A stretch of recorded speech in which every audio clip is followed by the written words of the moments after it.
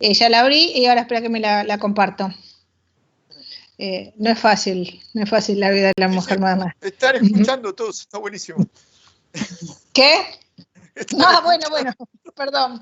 Yo por la duda, si no te diste cuenta. No, me había olvidado, perdonen las vicisitudes de la vida. No se escuchó nada, igual. Bueno, qué sé yo. La liberación femenina nos cagó la vida. Yo podía estar en casa haciendo nada, dándole a la lima de uñas y estoy acá. Bueno.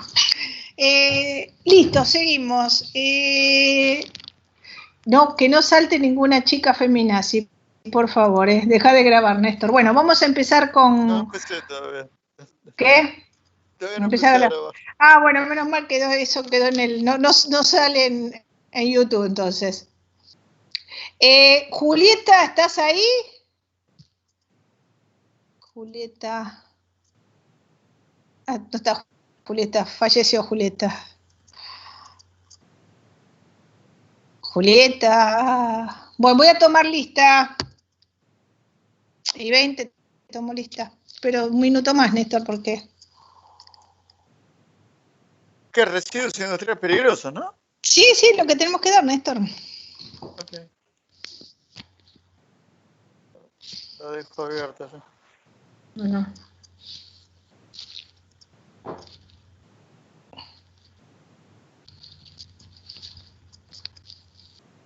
Bueno, empiezo a grabar. Bueno, gente, vamos... sí, graba si querés. Vamos a tomar lista a todos. Lucas.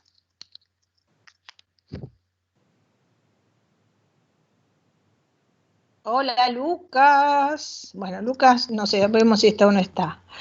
Manuel.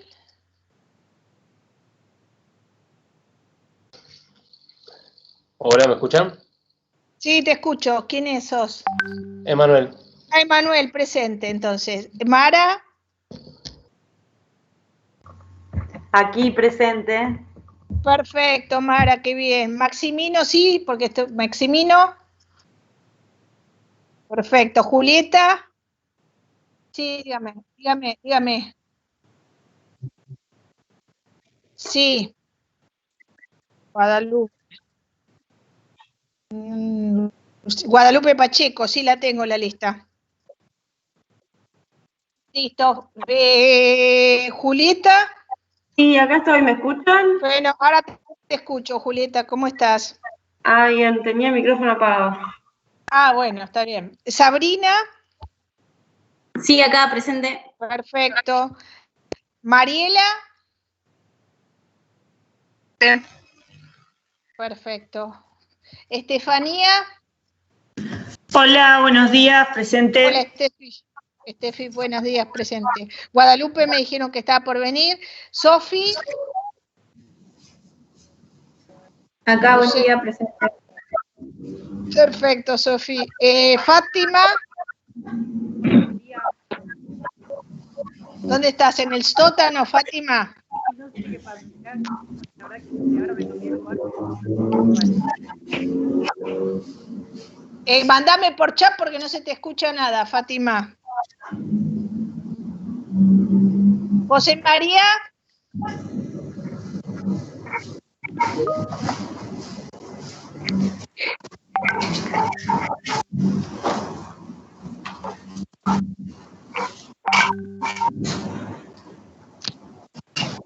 ¿Y Milagros?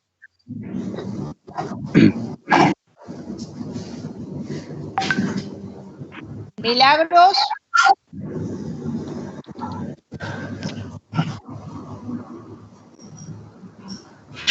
Fátima, ¿estás vos ahí? Perfecto, Fátima. Listo, dale. Bueno, es bárbaro entonces. Ay, ¿quién está hablando? Bueno, Lucas. Sí, buenos días. Buenos días, ¿cómo te va? Bien. Bueno, faltaría Guadalupe, que me dijeron que se estaba por conectar. Milagros y José María. No, acá estoy yo. ¿Quién sos vos? José María. Bueno. Bueno, ya sé que Milagros no puede ser, es muy fácil. Bueno, Milagros, Viviani no la tengo. Bueno, entonces ya tomé lista del día. Perfecto. Milagros se acaba de venir a la reunión. Hola, Milagros.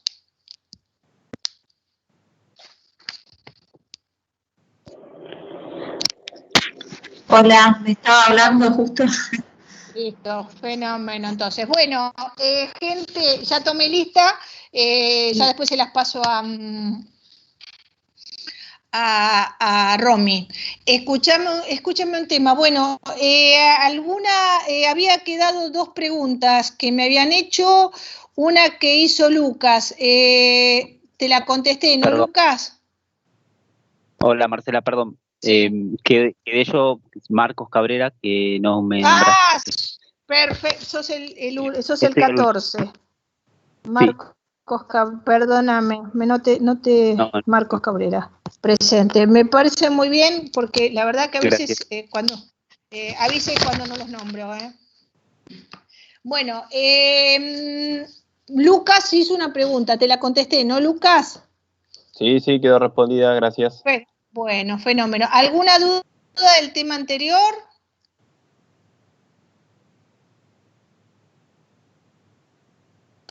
No, ninguna. No. Fenómeno. Bueno, les pido apaguen los micrófonos. ¿Alguien preguntó algo?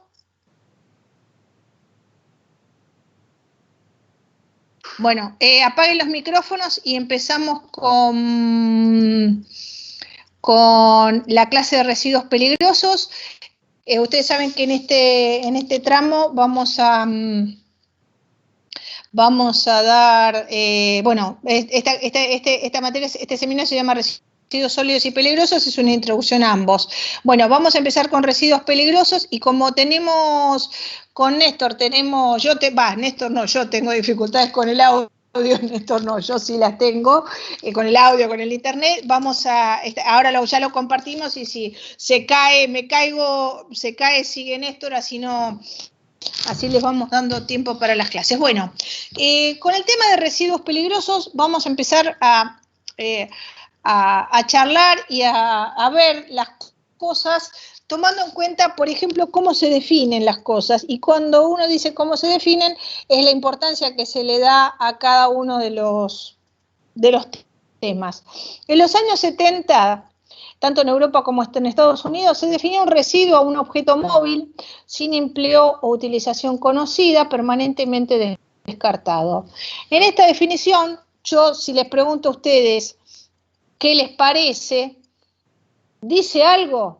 No dice nada de la peligrosidad, no dice nada si lo puedo reutilizar, no dice nada si es reciclable, si es recuperable, si me importa, casi no dice nada, vamos a ser sinceros.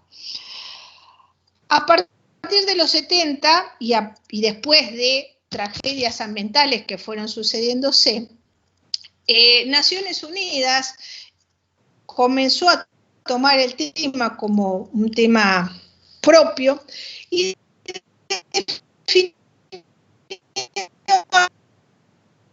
los residuos Marcel, otra vez, repetí un poquitito lo que dijiste.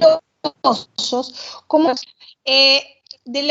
Naciones Unidas en el año 85 hizo una definición de los residuos peligrosos como todos los residuos que son sólidos o barros y los que son líquidos o gases que están envasados o contenidos en algo, porque si están escurriendo o están emitiéndose a la atmósfera ya pasan a otra normativa que son la del aire limpio, el clean air, o la del agua limpia, el clean water.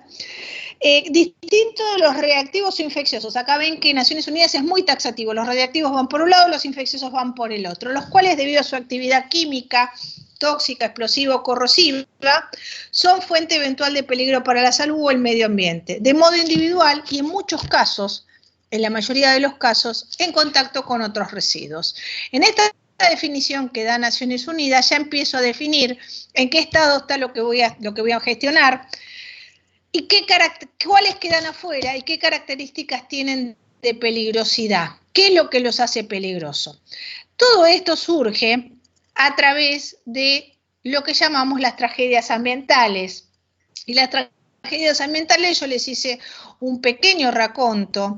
En el año 62, una bióloga, Raquel Carson, empezó a estudiar los efectos de la disminución de la reproducción de aves debido a la utilización de pesticidas, que fueron, los pesticidas, saben ustedes, los pesticidas clorados, son muy buenos como pesticidas, pero producen acumulación en la cadena trófica y en el caso de las aves produce una descalcificación del huevo, con lo cual el huevo se rompe más y nacen menos aves.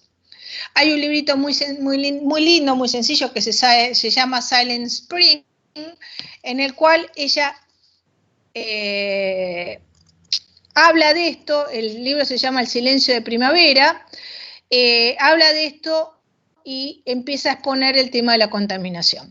Después tenemos distintos casos, por ejemplo, en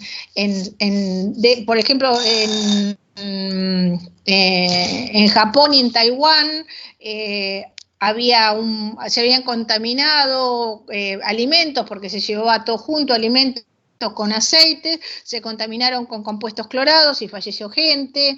Un tema de la utilización de los aceites en los 70 era muy común en las granjas, tirar aceite usado en las granjas, en las zonas de animales para bajar el polvo, y murieron animales de granja. Y después tenemos dos casos muy emblemáticos, que son el caso de Minamata, que un tema de una descarga de compuestos clorados mercuriales de una fábrica que fabricaba compuestos clorados, que tiraba los residuos en una bahía, en la bahía de Minamata. Los compuestos mercuriales, el mercurio en sí es contaminante, pero no tanto como cuando se metiliza, se pasa a ser orgánico, y como saben ustedes, los metales pesados, es decir, entran en la cadena trófica, comen un crustáceo chiquitito, se lo come el pez pequeñito y la vamos viendo de escala hasta que llega a el humano. Porque piensen lo siguiente, en Japón la base de la alimentación es pescado, con lo cual el mercurio pasó a ser y comenzó a producirse una... Arce, no se te escucha. Arce. Hasta que se dieron cuenta que el tema... Hola, ¿me escuchan? Espera. Desconecté y conecté, porque no se te escuchó. Dale. Empezó a haber en Minamata una enfermedad neurológica que producía como una especie de movimientos espásticos, que era debido a la entrada dentro del humano del mercurio. ¿Ustedes se acuerdan, alguno leyó, se acuerda cuál era una enfermedad que está en un libro de cuentos? Yo le voy a decir el libro de cuentos y a ver si se acuerdan. Alicia en el País de las Maravillas. ¿Quién estaba en Alicia en el País de las Maravillas? Que estaba un poquito chapín. El sombrerero loco. El sombrerero. ¿Y por qué estaba loco el sombrerero? No, tanto no me acuerdo. Bueno, yo les voy a contar, no lo dice en el cuento. No lo dice el libro. Antigua, el libro no lo dice. Es una pregunta capciosa. ¿Por qué estaba loco el sombrerero? Los sombrereros utilizaban mercurio para darle formato, una sal mercurial para darle formato a las galeras y a los sombreros. Entonces se terminaban enfermando y terminaban con una especie de problema neuronal. Por eso el sombrerero era loco. Pueden ver que en un cuento de niños se habla de una enfermedad profesional y de un problema de contaminación. El sombrerero quedó loco por utilizar sales mercuriales. Bueno, y el tema que más revolución hizo fue el tema del Lab Canal. ¿Lo querés contar vos, Néstor? ¿O lo cuento yo? No, contá. Bueno, el tema del Lab Canal era un señor en los años 50, el señor Hoover, tenía una empresa que fabricaba compuestos clorados. Todos sus residuos, Low Canal queda en el condado de Niagara Falls, en la parte norte, arriba de Estados Unidos, cerca de la frontera con Canadá, y había un canal que quedó a medio construir, el canal Blab, y este señor empezó a tirar sus residuos en ese canal. Tiró sus residuos, y cuando cerró la fábrica en los mediados de los 50, casi 60, el gobierno de los Estados Unidos le dijo, bueno, le compro los terrenos para hacer un barrio de jóvenes parejas, donde iban a hacer un barrio clase media-baja, se le vendía a las jóvenes parejas a un precio muy módico, y este señor Hoover, que no sabía mucho de contaminación, porque tampoco era un tema dijo, perdónenme, pero yo tiré residuos, no sé qué es lo que puede pasar, y entró y no le vendo al gobierno de Estados Unidos. Terminaron peleándose una cantidad grande de años, hasta que terminó vendiéndoselos por $1 al gobierno de los Estados Unidos, todos sus terrenos, y él siguiendo diciendo que él había tirado residuos. El gobierno americano construyó el barrio de viviendas, y a partir de los 70 empezaron a ver, por ejemplo, que los sótanos no se podía entrar por el olor a podrido que tenía por el tema de los residuos.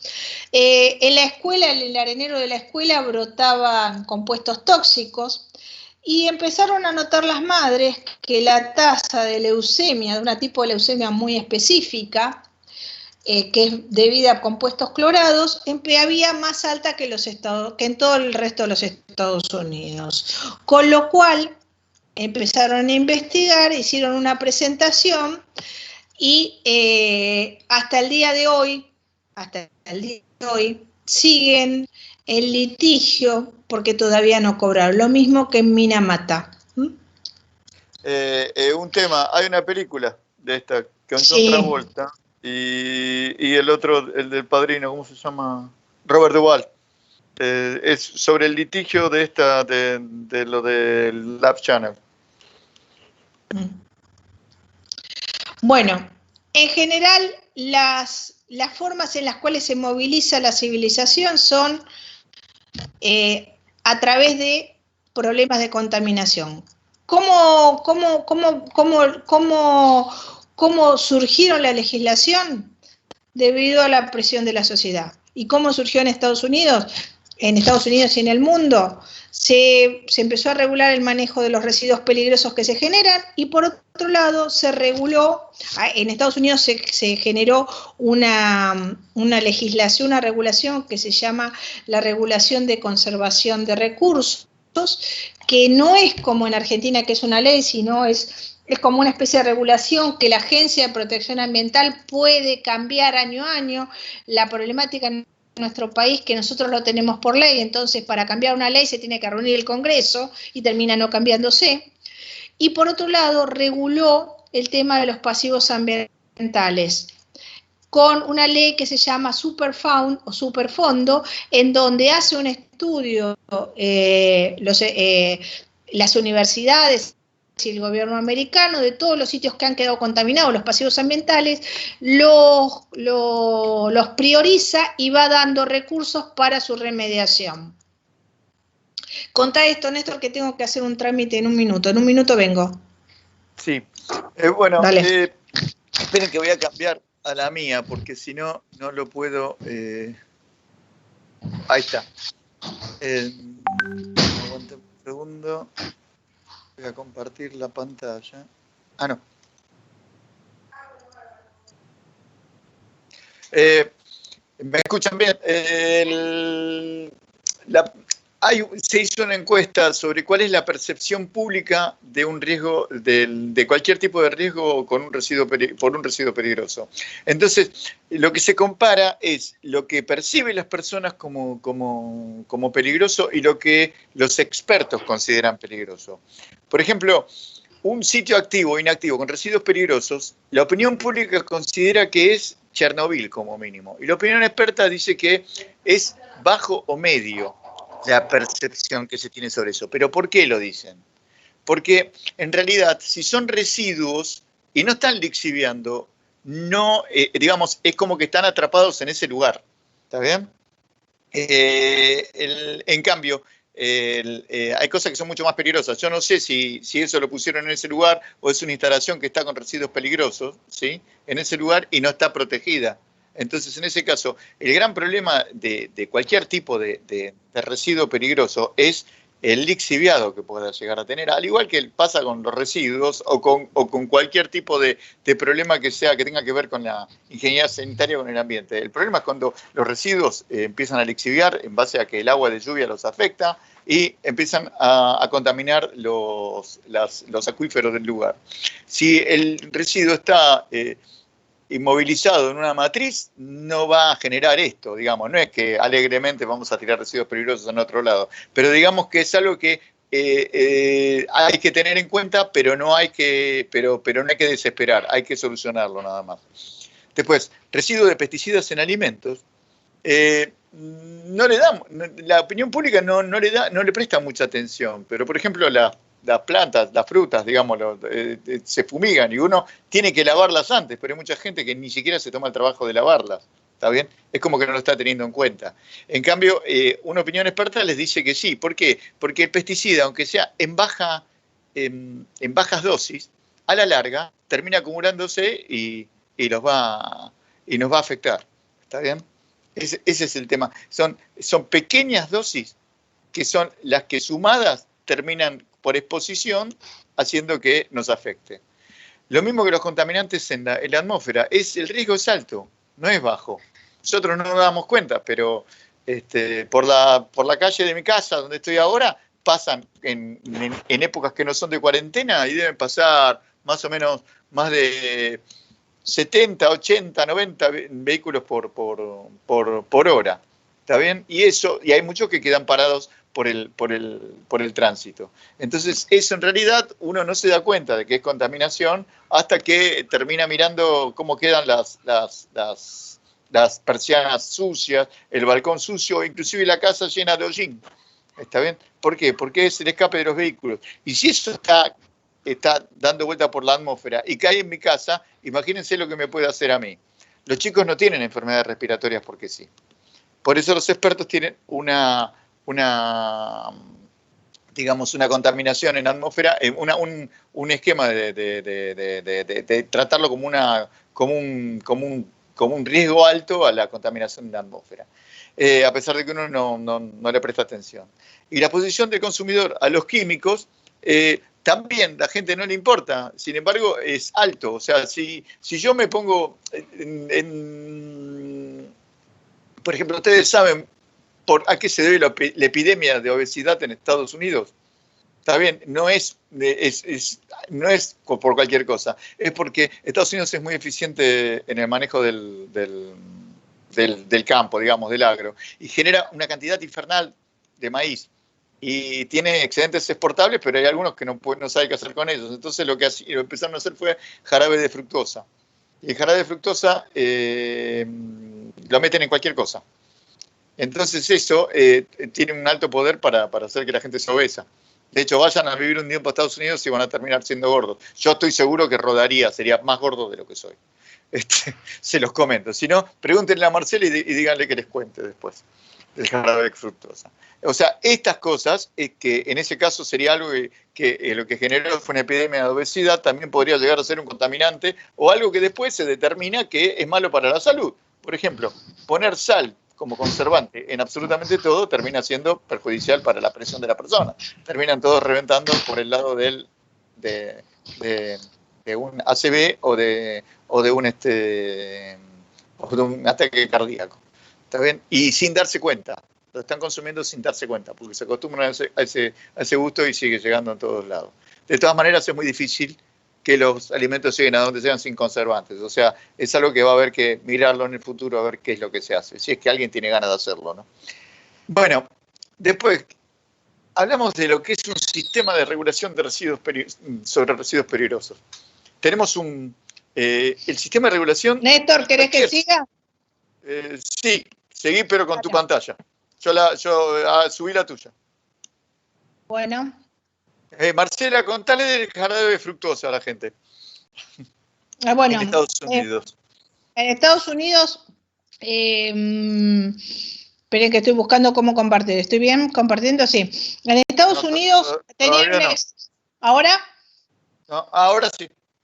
Bueno, en Estados Unidos tenían un exceso en Estados Unidos, que todo el mundo acá se llena la boca de los países desregulados, de la desregulación. Estados Unidos es uno de los países que más regulación tienen, no sé si ustedes lo sabían. Había un tema de exceso de maíz, con lo cual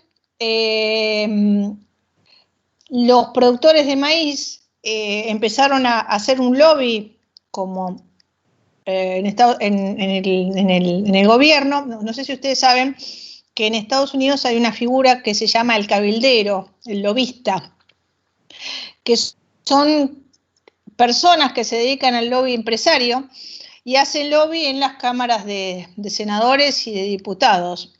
Empezaron a hacer un tema de lobby muy fuerte y le pidieron al gobierno de Estados Unidos que incorporara maíz, porque no había, ya había, como viene pasando con distintos productos, azúcar o maíz, cada vez se consumía menos, con lo cual estaban perdiendo dinero.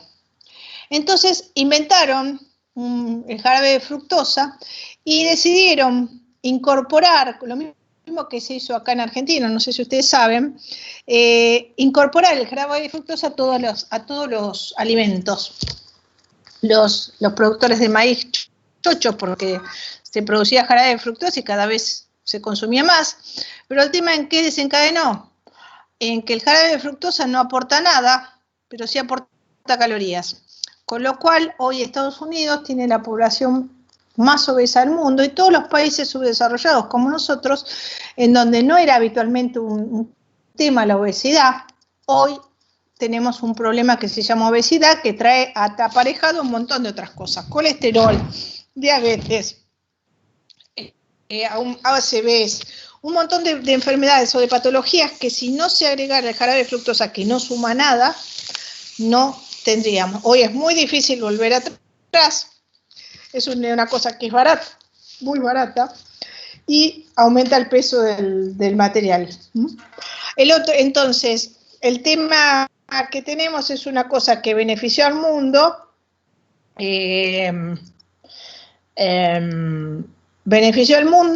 pero benefició a un grupo del mundo y perjudicó al todo el resto. ¿Eso era lo que quería que cuente, Néstor? Sí, señora. Bueno, con el tema del sistema de regulación de los residuos peligrosos, nosotros en general en nuestros países tenemos un tema de que lo primero que pensamos es que pongo una ley, hago el marco legal y entonces yo digo, tengo el marco legal, entonces ya puedo irme a dormir la siesta, ya está, hay un marco legal, siempre dice la gente lo mismo.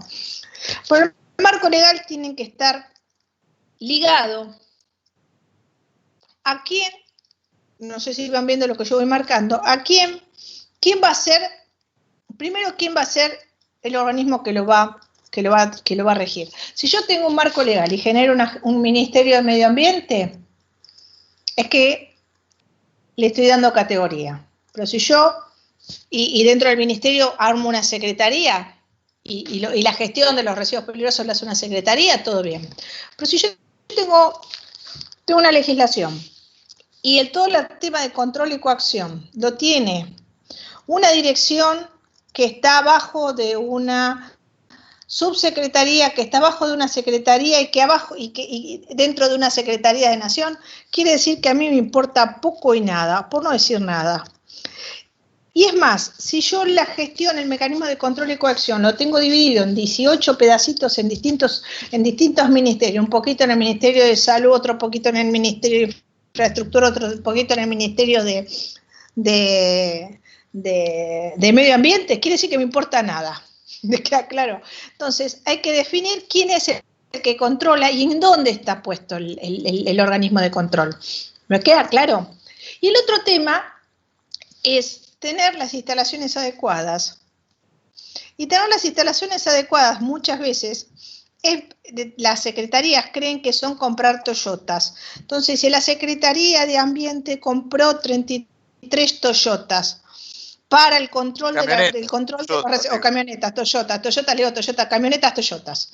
33 camionetas Toyota, entonces para la dirección de residuos peligrosos. Eso no es instalación adecuada. Instalación adecuada significa que compro la camioneta, pero también le compro nafta, combustible. Si no le pongo combustible, seguramente las camionetas van a estar paradas en la puerta y el control y la regulación no la voy a hacer. El otro tema es tener un laboratorio. Si yo pongo una legislación en la cual exijo que determinados controles, tengo que tener laboratorios que lo puedan hacer. Se han promulgado leyes en la cual los límites que se pusieron no existían los equipamientos en Argentina para medirlos. Entonces, el sistema de regulación tiene tres pilares. El marco legal, quién va a hacer el control y que tengo instalaciones adecuadas. Instalaciones adecuadas significan personal capacitado, no poner al Pato Donald, y por otro lado, equipamiento para poder hacer el control realmente como se debe hacer. Hago esta filmina y les pido, y le tiro un poco te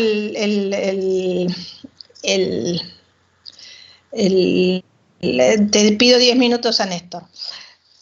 Yo cuando hablo de implementar un sistema de regulación, tengo que pensar en cuatro cosas. ¿Quién va a hacer el control? Vuelvo a decirlo, si lo pongo en una dirección perdida o dividida en montones de lugares, seguramente el control lo pueden hacer esos 5 lugares, pero al final no lo va a terminar haciendo nadie.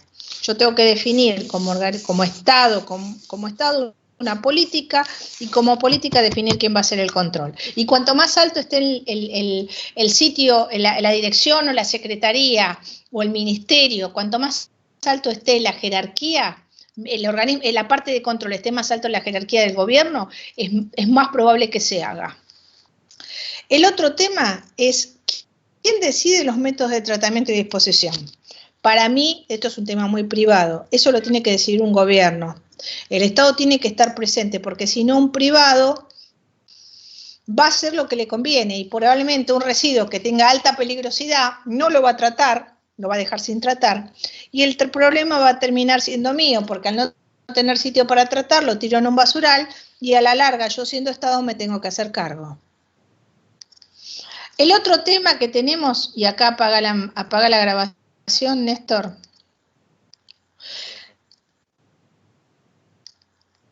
¿Apagaste? Apagamos un segundo. Dale, ¿qué vas a decir? ¿Quién conserva la responsabilidad a largo plazo? En general, en residuos peligrosos, la responsabilidad, lo que exige la ley, es de 30 a 50 años. ¿Qué se termina haciendo? ¿Quién está en Argentina, en nuestros países? ¿Quién puede garantizar de 30 a 50 años de una empresa? Nadie. Entonces, yo termino siendo tratador de residuos, trato los residuos, pero bueno, a los 5 años me viene una debacle económica, a los 10 me viene una pandemia, entonces, ¿qué hago? Cambio de razón social, cada 5, ¿qué termina siendo hoy? ¿No se escucha bien? No, ahora sí. La responsabilidad sigue siendo, la responsabilidad mía como tratador y empresa de disposición final es a 30 años lo que exige la ley, pero si yo voy cambiando de razón social cada 5 años o cada 3, hoy soy yo la dueña, mañana se la vendo a Néstor, pasado se la vendo a Milagros, después se la termino vendiendo a Marcos, entonces la responsabilidad se diluye en todos esos y al final es de nadie. ¿Y de quién termina siendo? Del Estado, que es el único que puede garantizar 30 o 50 años. El otro tema es quién provee, ahora podés grabar si querés, Néstor. ¿Quién provee las instalaciones? las instalaciones para mí, y esta es una visión muy personal, tienen que ser provistas por el Estado. El Estado en este tema tiene que estar presente, porque si no está presente, como decía antes, la responsabilidad de 30 o 50 años en nuestros países es muy difícil. En Argentina es muy difícil que una empresa dure de este ramo 30 o 50 años, con lo cual termina siendo el Estado. Y si la responsabilidad termina siendo mía, ¿por qué el Estado no provee las instalaciones para el tratamiento? Y ustedes me van a decir, no, porque esto no se hace. Sí, no se hace en Estados Unidos. Pero en Europa, la mayoría de las tratadoras de residuos son estatales. Y les voy a dar algunos ejemplos. En Alemania, en Austria, las empresas que tratan los residuos son estatales. ¿Por qué son estatales? Porque garantizan que el tratamiento se haga independientemente de las condiciones económicas. Si hay una pandemia, bajo el precio o no le cobro nada a la industria, la subsidio realmente como se tiene que subsidiar y hago que trate sus residuos, porque a mí, vuelvo a decirle lo que le decía a Néstor, si yo no trato mis residuos y por ahí mi tratamiento de residuos sale $1000, mi remediación sale $1.000.000. Es así, se multiplica 100 veces el costo cuando tengo que remediar, con lo cual es mucho mejor proveer como Estado las instalaciones que sean estatales, garantizarme que todas las industrias me manden mis residuos y yo los trate, y cobrarlo de otra manera, por otro lado, porque siempre la industria, vuelvo a decirle, el tema de residuos lo toma como un gasto. No hay industrias carmelitas descalzas que piensen que esto es bueno para el ambiente, no les interesa. Bueno, ¿podés hacer la caracterización vos, Néstor? Explícala vos. ¿Me das 5 minutos? Dale, gracias.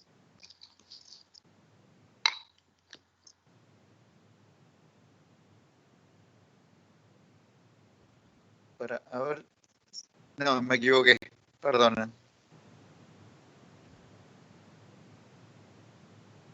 A ver, tengo.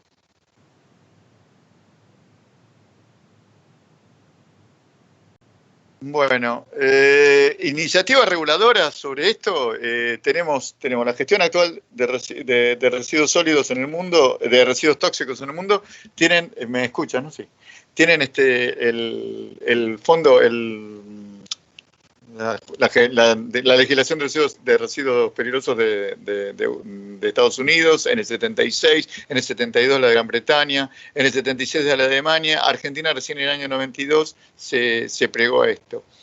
Y en cuanto a recuperación de terrenos contaminados, el que está en la vanguardia es Estados Unidos. Yo no sé ahora con Trump cómo estará esto, pero el CERCLA es el Superfund, ese del que habló Marcela.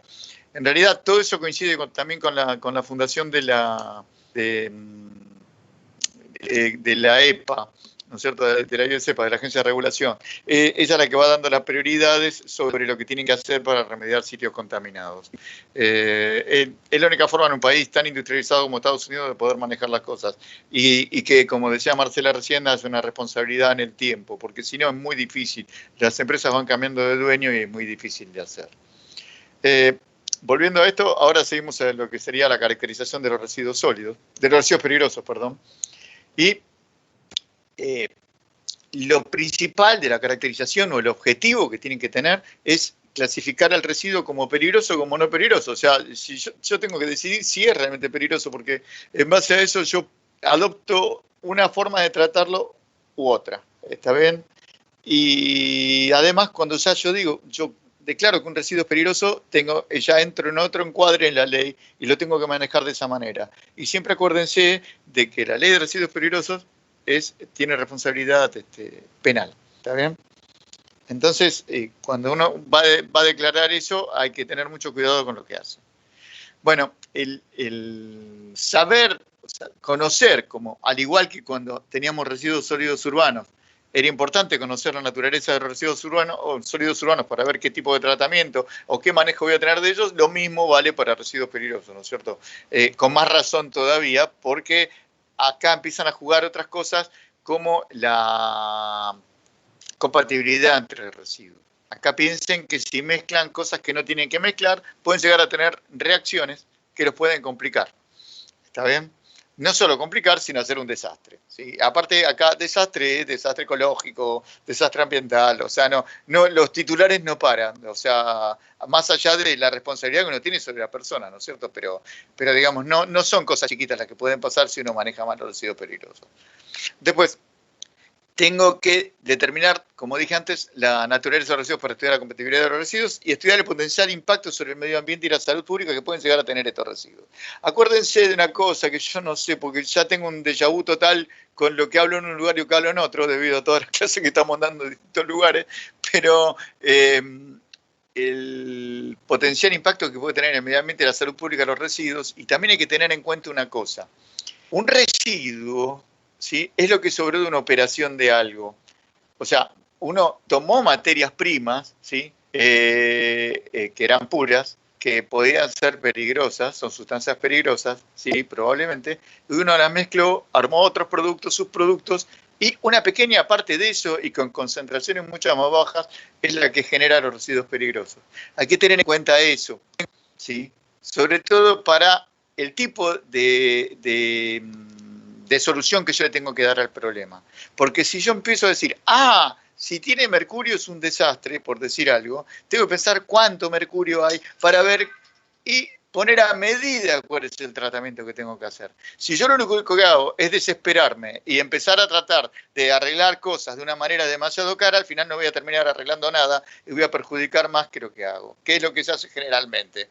Empiezan a decir, no, pero tiene tal cosa, no, pero espera, ¿cuánto tiene? ¿Qué concentración tiene? Porque a veces perdemos de vista cuáles son los verdaderos problemas por darle importancia a cosas que, si bien pueden ser peligrosas, no están al nivel del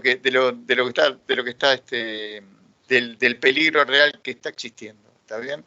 Por ejemplo, todo el mundo, ¿se acuerdan de lo que hablábamos? Que los residuos peligrosos, que los residuos sólidos urbanos, el gran problema que tiene el lixiviado es la tremenda carga orgánica que tiene, más que otra cosa. Hay una parte de residuos sólidos urbanos que es menor al 1% que es peligrosa, pero lo que yo tengo que atacar es el principal problema.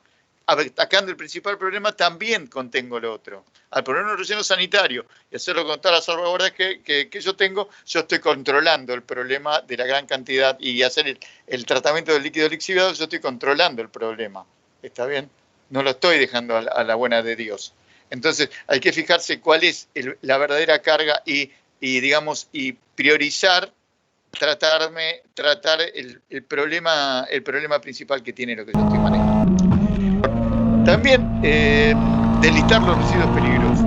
Esto también se ponen. Hay residuos que provienen de determinadas industrias y determinadas operaciones que están listados como residuos peligrosos.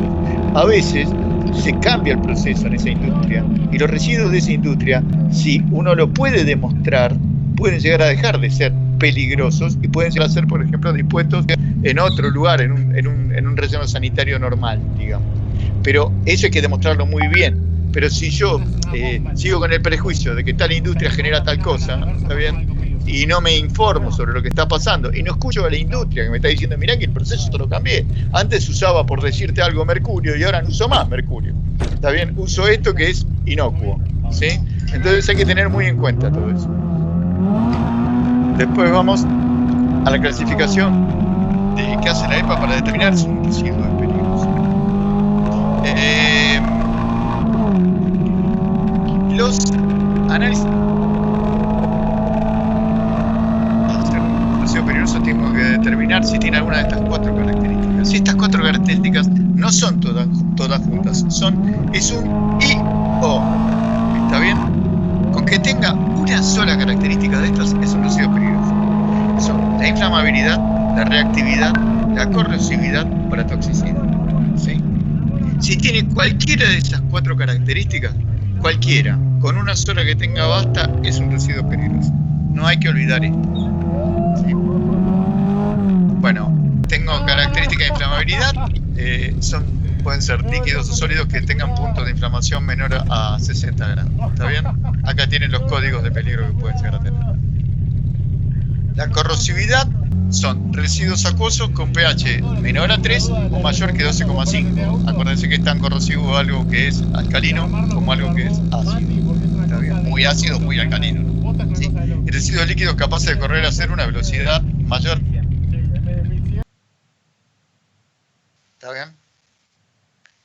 La reactividad es que son residuos que pueden generar cambios violentos, ¿está bien? En base a que se mezclan con algo o se mezclan entre sí o hay condiciones que hacen que suceda esto. Puede haber reacciones violentas cuando se mezcla con agua, puede ser formación de mezclas potencialmente explosivas cuando se mezcla con agua, generación de vapores tóxicos cuando se mezcla con agua, ¿está bien? También materiales que al mezclarse o en ciertas condiciones puedan llegar a generar algún tipo de vapor que sea tóxico. El cianhídrico, el cianuro o el sulfuro, que en determinadas condiciones pueden generar sulfídrico o cianhídrico, que son gases que matan en concentraciones no muy altas en muy poco tiempo. Y tienen, por ejemplo, el sulfídrico es muy peligroso porque tiene la característica de que satura enseguida nuestros receptores de olor, porque el sulfídrico, digamos que ustedes lo van a oler de lejos porque es el olor típico de huevo podrido. El olor de algo que está podrido es sulfídrico. Ahora, ¿qué pasa? Cuando no lo huelen y está el sulfídrico es porque está en una concentración tan alta que los puede matar en segundos. Eso es lo que pasa generalmente cuando se meten en alguna cámara de teléfono o cloacal para arreglar, que entra una persona sola y sin línea de vida, baja uno, automáticamente hay un escape de sulfídrico, se formó sulfídrico en el lugar, en una concentración, en un lugar confinado, y la persona muere automáticamente porque no llegaba ningún elemento de protección. Entonces entra otro a ver qué le pasó y también se muere, y después entra otro que le pasó así, se han muerto hasta 7, 8 personas en una cámara. Entonces lo que se hace ahora, antes de entrar a una cámara, es medir con un explosímetro a ver qué tipo de gas hay o si hay algún gas. Y en base a eso se ventila la cámara para poder llegar a entrar si hay que hacer una reparación. Pero es muy importante y eso se hace como un procedimiento. AISA, por ejemplo, lo tiene como un procedimiento estándar. Y cualquier lugar que trabaje con confinamiento, una destilería, que tienen reglas muy estrictas, trabajan de esa manera. También la detonación es una de las condiciones de reactividad. Después tienen la toxicidad. La toxicidad es que le puede hacer daño a cualquier tejido o cualquier persona o animal, cualquier cosa que pueda llegar a pasar por ahí. Lo que se hace es un test de lixiviación. Se coloca el residuo, se muele el residuo, se coloca en una solución con un pH determinado y se centrifuga para ver cómo lo afecta un medio, porque el problema no es tanto si lo afecta el agua, si lo afecta una solución que sea ácida, para que libere partículas del material que se puedan llegar a mezclar con las aguas de lluvia, por ejemplo, y terminen en cualquier acuífero. Entonces, si el residuo pasa este test, digamos que está bien inserto en su matriz, digamos, y no se va, si bien sigue siendo peligroso, si yo lo dejo en un lugar, no va a ir hacia otro lado, se va a quedar ahí quieto. ¿Está bien? Si no pasa el test de lixiviación, es un residuo peligroso y hay que tratarlo como tal. Después eso después se extrae y si hay presencia dentro del líquido, digamos, del líquido en el cual estuvo sumergido el residuo durante ese tiempo, quiere decir que hay que se puede detectar el residuo, que es un residuo peligroso. Bueno, después acá le da como datos cómo determinar inflamabilidad, corrosividad y qué método se puede usar como análisis para esto. Reactividad y toxicidad. Acá están los procesos de extracción de cada uno de los residuos. Después hay un tema que es la base de todo lo que es el manejo de residuos peligrosos. Hay 3 reglas que tienen que entender. Una es la regla de mezcla. Mezcla de residuos peligrosos con no peligrosos, ¿qué da? Residuos peligrosos. O sea, ¿por qué esto en realidad podría aplicar a toda la ingeniería sanitaria? ¿No es cierto? Si yo voy a cualquier lugar ¿Es más fácil o más difícil tratar algo que está mezclado de algo que no está mezclado? En general, lo primero que hago cuando llego a cualquier industria o a cualquier lugar que haga manejo de residuos peligrosos es verificar cuáles son las corrientes de generación de residuos, para que in situ se puedan separar los residuos que son peligrosos de los que no son peligrosos. Como existe esta regla de mezcla, y la ley la tiene en cuenta, ¿está bien? Si yo mezclo residuos peligrosos con no peligrosos, lo único que hago es encarecer el tratamiento. ¿Está bien?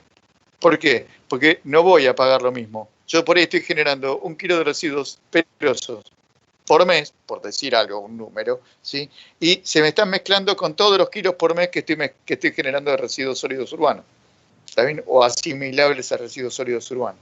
Entonces tengo que separar esos residuos de los otros, porque si los mezclo automáticamente todo se transforma en residuos peligrosos. ¿Sí? Una consulta. Sí, señor.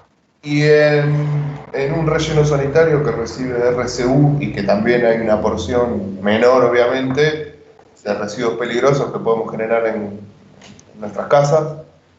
Sí. Sí, el problema con los residuos... ¿Sería peligroso todo o no, dada la proporción? Dada la proporción... No, lo que pasa es esto. Vos, cuando estás en una industria, ¿qué haces cuando separás el residuo peligroso? Estás diciendo, ojo, este residuo es peligroso. Cuando vos tirás la bolsa de residuos en tu casa, ¿está bien? ¿Separás lo peligroso de lo no peligroso? La mayoría de las personas, no vos. Digo, por ahí vos lo hacés. Y por más que yo lo haga, ¿a dónde lo tiro? De todas formas. Lo tirás a la basura. Porque lo tiro a la basura. ¿Qué es lo que estás haciendo vos? Digamos, estás asegurándote en el relleno sanitario que puedas llegar a recibir todo tipo de residuos. Además, si haces un balance de masa del tipo de residuo que te está llegando, ¿está bien? Digamos, no es que la dilución sea una solución, no estoy diciendo eso, sino lo que estás haciendo es decir, bueno, no, esto en realidad, la mayor peligrosidad que tenés, era lo que hablaba antes, es la carga orgánica que tiene. Las otras dosis son insignificantes. Yo lo estoy poniendo en un lugar que puede soportar ese tipo de residuos. Claro, cuando agarras una pila y te la quedás sola, ¿qué? Esa era la pregunta, digo, dadas las proporciones. Claro, pero ¿qué pasa? Cuando estás en una industria donde vos estás generando residuo peligroso, la proporción de residuos peligrosos es más alta. ¿Está bien? Entonces, y vos sos consciente además de lo que estás haciendo, y además tiene una ventaja. Vos en la industria podés manejar lo que es la generación de residuos y el manejo de los residuos. O sea, yo en una industria no digo, sería bueno que se copen y separen los residuos. No, yo hago un procedimiento, lo pongo ahí en una pared y doy una capacitación a la gente. Y el que no lo hace, recibe un castigo. ¿Está bien? Y yo lo puedo identificar perfectamente quién es el que lo hizo y el que no lo hizo. El problema cuando estás con el residuo sólidos urbano, yo tengo tanta gente para manejar que es incontrolable, digamos, la generación. Yo tengo que contar con la buena voluntad de la gente. Por eso, viste, cuando te dicen cópense y separen los residuos, se hagan esto, hagan lo demás. Bueno, porque en general al tipo le importa un pito, va a hacer lo mismo que hizo siempre, ¿viste? En cambio en la industria no tenés opción. ¿Y hay en alguna ciudad, hay algún procedimiento para que los habitantes separen en peligrosos? Sí, hay. Lo que pasa es que tenés que ir como siempre y de atrás para adelante. O sea, si vos decís, bueno, mira, resulta que están viniendo en los residuos, por decirte algo, no sé, pintura. Está viniendo mucha pintura en los residuos. En realidad no viene tanta, es un porcentaje bajísimo. Pero digamos, suponete que yo quisiera tomar esos materiales y recuperarlos. Bueno, entonces, primero, antes de empezar a hacer los centros para que traigan voluntariamente esos residuos, porque en general lo que te conviene, más que recogerlos, es que la gente te los lleve hasta el lugar, ¿viste? Pones centros verdes para que los reciban. Ahora bien, antes de recibir esos residuos, como estás recibiendo residuos que están nominados ya como residuos peligrosos, ¿sí? Primero te tenés que inscribir como provincia o como municipio, que como que sos un generador de residuos peligrosos y sos un tratador o como mínimo haces un almacenamiento de residuos peligrosos. ¿Está bien? Entonces tenés que acondicionar ese lugar para que sea un almacenamiento de residuos peligrosos. Una vez que condicionaste eso, antes de hacer eso todavía, tenés que hablar con las industrias sobre cómo vas a tratar esos residuos peligrosos o vos generar un sistema de tratamiento de residuos sólidos peligrosos. Porque si no, lo único que vas a estar haciendo es un almacenamiento temporario de residuos peligrosos en un lugar que tenés en la ciudad, por ejemplo. ¿Está bien? Entonces, tenés que preparar todo el terreno antes y ahí decir, bueno, hoy me traen la pintura, mañana me traen el pegamento que les sobró, pasado me traen, qué sé yo, suponete que fueran las pilas, aunque con las pilas lo mejor es buscar la responsabilidad del productor, ¿no? Digo yo, me parece más lógico que para que te den una pila vos le lleves el cadáver de la otra al que te vende la pila. Es un punto de vista, ¿viste? Por lo menos que tenga un sistema que los recuperen ahí y se los puedan llevar.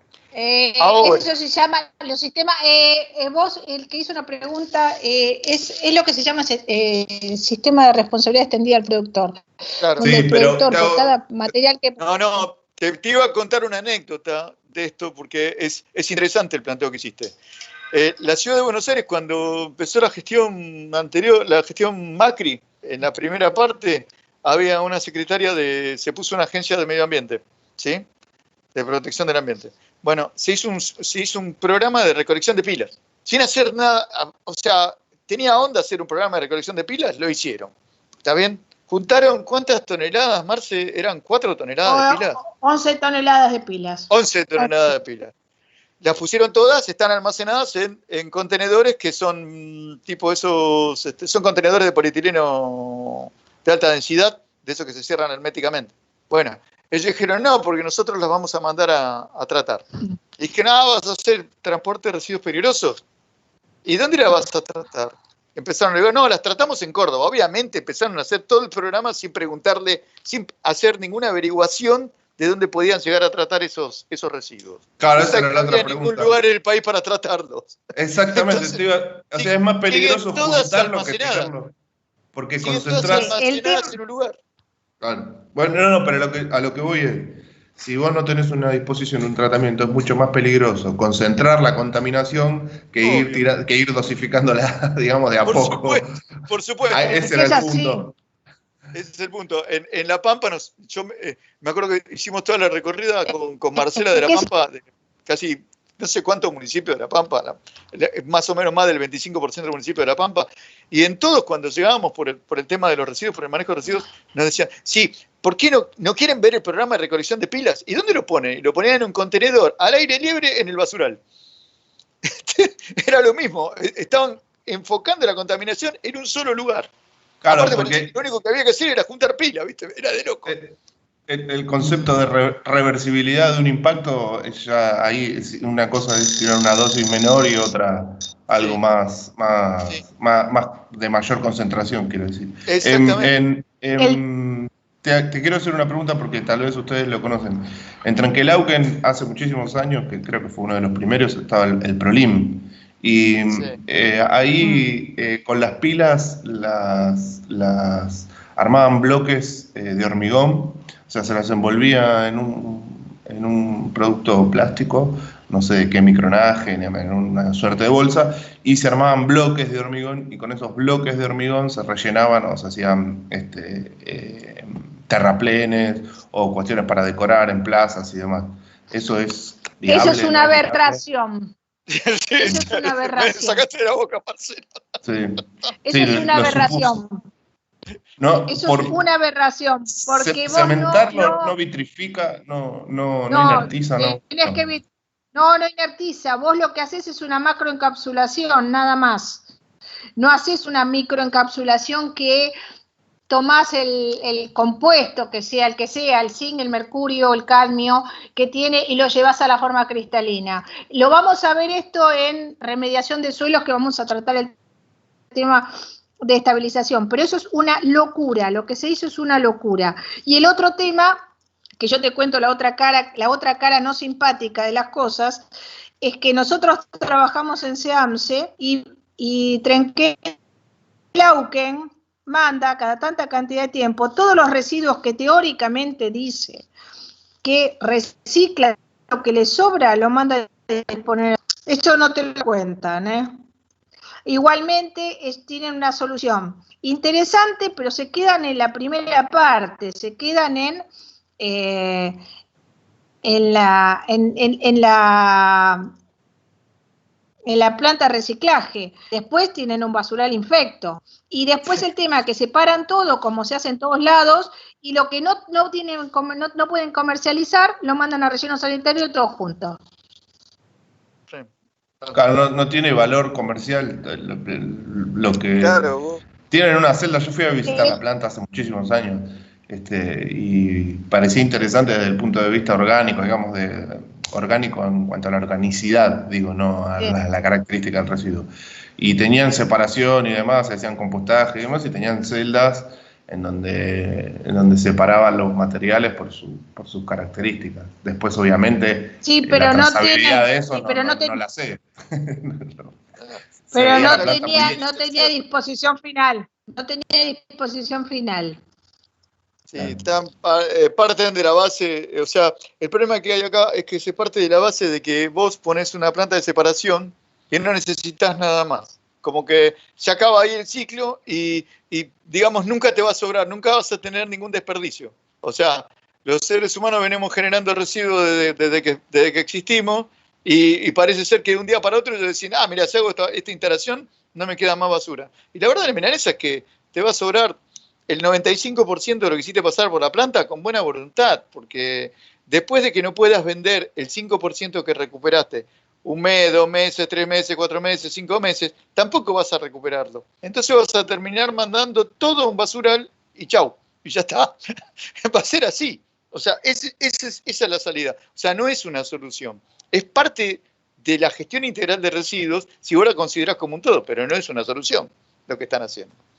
El tema es que en general se toma como un todo y la verdad que no está bien, porque todos los hay que pensar en que el sistema necesita de todos los tratamientos, y los tratamientos no es que uno mata al otro, les queda claro, no es que uno, si yo hago esto, yo soy defensora del reciclaje, está bárbaro reciclar y son complementarios. Y reconvertir. Es complementario de un montón, después de que lo que no puedes reciclar lo tenés que tratar de otra manera. Ese es el tema. Entonces, en general, el tema es ese. Sí, te escucho. No, que pensé que no. Hay modas, digamos. O sea, modas. Digamos, hoy el mundo usa esto o puede reusar esto, pero mañana deja de reusar lo que hiciste y empieza a reusar otra cosa. ¿Está bien? Va a reutilizar, si querés, lo que sea. Empieza a utilizar como materia prima otra cosa. Entonces vos, toda la instalación, si la armaste para hacer una cosa, tendría que poder servir para hacer otra cosa. Tiene que ser muy versátil. Pero esas detecciones de mercado no las están haciendo, porque no lo plantean como un negocio, digamos. Lo están planteando como un servicio, y ni siquiera como un servicio, como una solución a un problema que ellos pensaron que era de una manera, y no es así. Entonces no se va a poder solucionar eso. Entonces ellos toman la bandera de decir esto sí, lo otro no, y no llegamos a nada. En realidad no tenés que tener la mente abierta y tratar de sacar, de arreglar el problema, que es lo que deberíamos pensar todos siempre. Marce, ¿seguís vos o sigo yo? Dale, sí, espera que, ¿dónde estoy? Espera que, pasame a la siguiente, dale. No, perdón, termino las tres reglas. Porque hablamos de la mezcla nada más. Regla de derivación, o sea, los materiales residuales de una planta de tratamiento de residuos peligrosos también son peligrosos, ¿está bien? Eso hay que tenerlo en cuenta. Hay que tratarlos también como residuos peligrosos. Van a ser menos probablemente, seguro, porque pudieron hacer algún tipo de manejo entre todos los residuos peligrosos, sobre todo si es una planta integral, y van a tener menos residuos, pero van a tener esos residuos y van a seguir siendo peligrosos. Y después la regla de contenido en materiales peligrosos, contenidos en residuos no peligrosos. El típico caso es el tambor, el envase en el que viene el residuo peligroso. ¿Está bien? Eso también es peligroso, porque estuvo en contacto con residuos peligrosos debido a la, digamos, regla de mezcla, si le gusta mirarlo así. Así que hay que tener en cuenta, no se puede reutilizar un envase que tenía pesticidas, usarlo para guardar maíz después, por decir algo, qué sé yo. Sí. Les cuento, esto parece una cosa como que es muy lejana. Yo les cuento, en general la industria, y para los que están en la industria, es muy reticente a tratar los tambores. Entonces empieza, no, porque nosotros los recuperamos y se los damos a, en general, el que se los recupera es el señor Pepe Tambor. Y Pepe Tambor es un señor que debe tener la mejor de las ondas. Pero, ¿qué sucedió? Voy a contarle un caso específico. Una empresa de pesticida mandó al señor Pepe Tambor a tratar todos sus tambores, ¿no? Pepe Tambor, por no decir la marca comercial de la empresa. Mandó a tratar todos sus residuos, todos sus tambores. ¿Y qué hizo Pepe Tambor? Lo que pasa siempre en Argentina. Pepe Tambor paró en la casa del primo que le quedaba de paso y el primo le empezó a contar que bueno, che, me regalás unos tambores porque justo, bueno, sí, no, llévatelo. Le bajó 2 tambores. Los 2 tambores, el primo del señor Pepe Tambor, los utilizaba para guardar agua de lluvia, pero no los lavó. ¿Para qué? ¿Cómo lo voy a lavar? ¿Qué sucedió? Se murió toda una familia. Y yo no les estoy hablando en Santiago del Estero, ni en, no sé, en La Puna, ni en Canchaca. Le estoy hablando en el Dock Sud, a 5 minutos de la ciudad de Buenos Aires. La empresa era una empresa que fabricaba pesticidas, lo mandó a tratar a este señor, que lo iba a llevar a tratar, y se lo regaló al primo. Y porque estaba bueno, el primo seguramente lo necesitaba, pero no le preguntó al primo. El señor Pepe Tambor no tenía idea de para qué se iba a usar, ni cuál era la peligrosidad, ni nada. Y sucedió el problema que sucedió, murió toda una familia. Entonces estamos hablando de cosas muy elementales, que para cualquier ser humano son elementales, pero no para todos los humanos es lo mismo. Entonces, el tema del contenedor, yo siempre, es una cosa que siempre lo trato de hablar con la gente de las empresas, es que el tambor tiene que ser tratado como un residuo peligroso. Y tener mucho cuidado a quién lo mandas a tratar, porque el tambor puede terminar en cualquier lado y tiene tu marca. Y al tener tu marca, queda la empresa pegada. ¿Por qué? Porque hay la legislación de residuos peligrosos habla de que el generador es responsable de la cuna a la tumba. ¿Está? Y si vos se lo diste a cualquiera y el señor cualquiera que se lo diste, lo dejó en cualquier lado, el señor cualquiera es totalmente inimputable. Porque porque no está inscripto, es un chatarrero, es un gitano, es lo que se les ocurra, sin menospreciar a nadie, sin hacer discriminación. Y no tiene responsabilidad, pero ustedes, empresa, llámese, no sé, Quilmes, llámese L'Oreal, llámese Holcrim, termina pegado y al juicio se lo van a terminar haciendo la gran empresa. Mejor hacerlo parrilla. Sí, el tema es si tuviste residuos peligrosos, yo te digo, a mí me daría un poquito de miedito hacerlo parrilla, pero bueno, te queda claro, yo te entiendo, está bueno para hacerlo parrilla, pero hay que lavarlo muy bien para poder garantizar de que no contamines el asadito. Bueno, no se le niega a nadie eso. ¿Seguís vos? Bueno, sí, dale, pasá a la siguiente, Néstor. Dale, ahí. Bueno, nosotros vamos a darle una cosa muy sencilla de cómo hacer una caracterización muy simple. Después siempre hay que hacer análisis, pero hay una caracterización muy sencilla de cómo tratar los residuos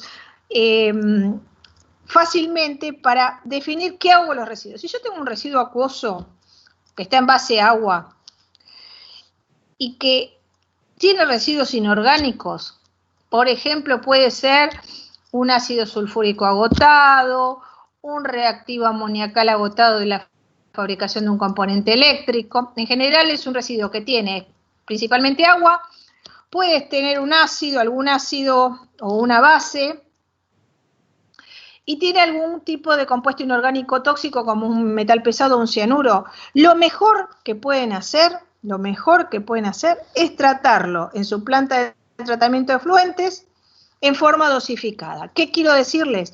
Tratarlo de a poquito. Y de a poquito quiere decir hacer una evaluación de cuánto puedo poner en el sistema de tratamiento de efluentes en pequeñas dosis, de modo tal de no estropear el funcionamiento, el funcionamiento de la planta. Ese sería el primer caso. Siguiente. Si en cambio yo tengo un residuo acuoso, esto que es el que viene, un residuo acuoso con compuestos orgánicos, por ejemplo, el agua de lavado de un reactor, no sé, en el caso de L'Oréal, o un reactor de una empresa farmacéutica, ¿no? ¿Qué tiene? En general es agua y algún compuesto orgánico tóxico, un pesticida, un medicamento. La mejor manera de tratarlo, vuelvo a decirle, tratarlo en la planta de tratamiento de efluentes, si es mucha cantidad, tratar de hacer algún sistema de tratamiento específico en la planta que los pretrate antes de entrar a la planta general. Y si es muy poquito, evaluar la posibilidad de dosificarlo de a poco, de modo tal de no perjudicar el funcionamiento operativo de la planta de tratamientos. ¿Está? Si yo en cambio tengo un líquido orgánico altamente concentrado, qué sé yo, un solvente de desengrase, un residuo de destilación, de algún tipo de destilación, lo que le conviene es, si es un solvente, en muchos casos lo que se hace, lo que se puede hacer y es totalmente recomendado, mandarlo a destilación. Hay empresas que se dedican a destilación. En Santa Fe hay una empresa que se llama IDM. Yo no les quiero comentar que yo no vendo servicios, pero les cuento los nombres de la empresa para que lo tengan y si no lo sabían, le suman, que hace destilación de solventes y ustedes tienen dos formas de tratarlo. Se los mando, pago el tratamiento y la disposición final, en general lo que se hace es una destilación, se vuelve a conseguir un solvente que es de segunda, de menor categoría, y me queda una cola de destilación. Entonces yo pago por la destilación y por la destrucción de la cola de destilación, que es todo las impurezas que puede llegar a tener. Y puedo decirle a la empresa, esta IDM o quien sea, bueno, devolverme el solvente de segunda, yo hago una mezcla en mi empresa mitad y mitad. Esa es una. O le digo a la empresa, mira, yo no lo quiero más, vendelo. Y IDM se lo vende a alguien que necesite ese solvente de segunda. Entonces, esa es una forma de tratamiento. La otra forma es mandarlo a una cementera, Holcim o Holcim es, ¿no? Sí. Lo mando a Holcim y Holcim hace lo que se llama combustible derivado de residuos. Hola. Lo mando a Holcim. Sí. Holcim. Lo mando a Holcim, que hace combustible derivado de residuos, hace un centrifugado de mi material combustible, separa la parte acuosa, que en general ustedes piensen que el residuo es residuo. Perdón, no, o por lo menos en la planta que trabajo yo, no, se manda derecho. Se manda derecho, se calcula la capacidad calorífica que perdés por el agua que se trata, pero se manda derecho. Sí. En general, las empresas en Europa se hace un centrifugado, separás agua, combustible y sólido. Lo que pasa es que en Estados Unidos por ahí tienen diferente tipo de residuos. De los residuos que se llegan a la planta, se hace una mezcla en la que si vos tenés residuos acuosos, los mezclás con otros residuos sólidos, entonces podés mitigar el efecto que tiene el agua sobre la capacidad calorífica, o sea, la disminución de la capacidad calorífica del agua. Centrifugado, sé que se estuvo analizando, pero termina siendo más costosa la instalación y el tratamiento del centrifugado que la capacidad calorífica que perdés por el agua que metés. Bueno, lo que pasa es que todavía no existe normativa acá en Argentina para combustible derivado. En general, lo que se hace es, las empresas cementeras tienen este razonamiento. Yo recibo, si hay agua total en el monstruo del horno, se quema todo. Y el otro tema que tienen es que se cobran precios que son mucho más altos que los que se cobran a nivel internacional. A nivel internacional, quemar en un horno cementero es un win-win. Yo mando a tratar mis residuos y pago muy poquito, y la cementera recibe un plus por ese residuo que recibe, pero además se ahorra combustible. Acá en Argentina, lamentablemente, está pensado solamente, te lo digo porque hace muchos años que estamos intentando trabajar en el tema de combustible derivado. La cementera quiere cobrarte como si fuera un tratamiento de incineración, y si me cobras lo mismo que un tratamiento de incineración, ¿por qué no lo mando a incinerar? ¿Te queda claro? No sé quién fue la que habló. Julieta, yo Julieta, Juli, no. Sí, bueno, en general es eso, es un tema. El otro tema que tenés es que a nivel internacional, vos para meter combustible en una cementera tenés que garantizar determinadas condiciones de emisiones que acá no está todavía no está tan específica. En general, las cementeras lo que hacen es hacer mezcla de residuos, en algunos casos, en muchos casos centrifugar, y llevarlo a un determinado valor, y te cobran muchísimo menos ¿cómo se llama? Que lo que cobran un tratador. ¿Mm? ¿Seguimos? Sí, dale. Aceites, ya hablamos, ¿no? Bueno, sí, aceites, otra forma de tratamiento, bueno, es mandarlo a hornos cementeros, mandarlos a incineración, mandarlos a empresas que fabrican pinturas, y la otra forma de tratamiento es mandarlos a empresas que hacen membranas, las membranas asfálticas del techo. EMAPI toma los aceites usados y lo utiliza para hacer membranas asfálticas para impermeabilización de techos o algún distinto tipo de impermeabilización. Siguiente, Néstor.